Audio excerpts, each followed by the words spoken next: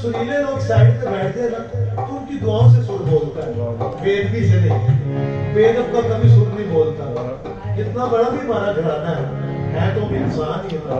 इनकी दुआ चाहिए, जिन लोगों की हमारे बड़े वो मेरी बहन बैठी है, सब हमारे सीनियर म्यूजिक, तो इनकी दुआ से ही हो रहा है।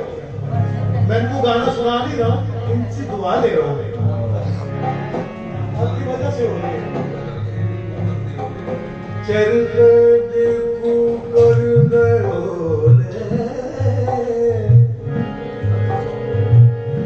याद तेरी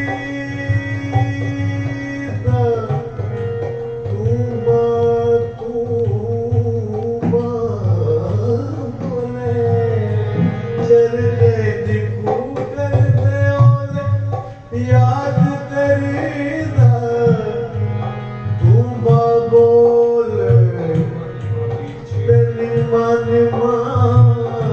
गीत छेड़ते तद करती भूला।